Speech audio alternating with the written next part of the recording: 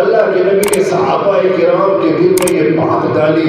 اللہ رب العزت کتنا غفور رحیم ہے, اللہ رب العزت کتنا قہار ہے, غفار ہے, رزاق ہے.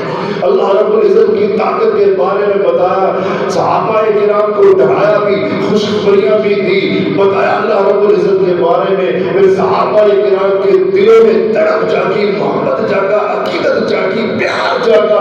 انہوں نے دنیا کو ساری کی ساری ایک سائڈ میں رکھا, اللہ رب العزت کی محبت کو, پیار کو اور ملاقات کو مقدم رکھا.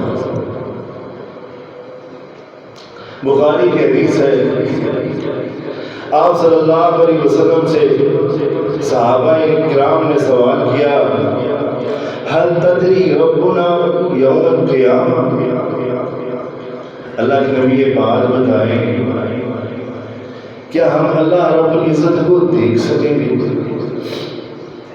جناب محمد رسول اللہ صلی اللہ علیہ وسلم نے فرمایا, وہ میرے صحابہ کرام کیوں نہیں, تم دیکھ سکو گے, اور اتنا ہی نہیں, اتنا کلیئر دیکھو گے, اتنا صاف دیکھو گے.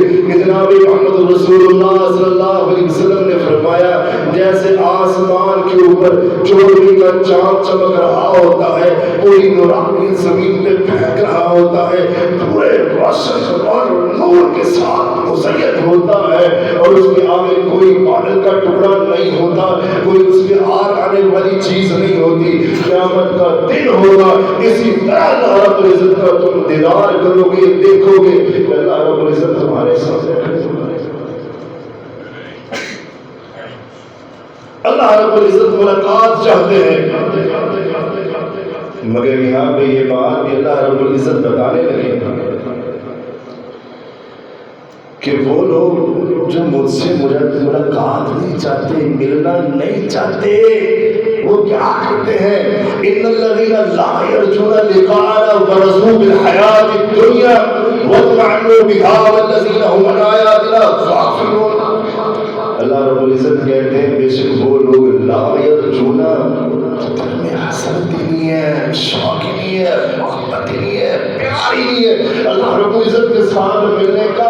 لا یرجون لقاءنا ورضوا بالحیاۃ الدنیا, وہ راضی ہے دنیا کی زندگی کے ساتھ, خوش ہے, بچوں کے ساتھ خوش ہے, مال و دولت کو سمیٹنے پہ, اکٹھا کرنے پہ خوش ہے.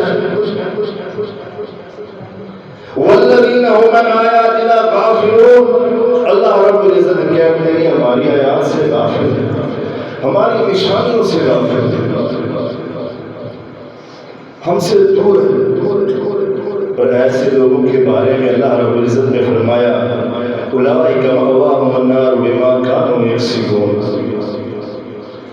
یہ ایسے لوگ ہیں جن کا ٹھکانہ جہنم ہے اور وہ بری جگہ ہے.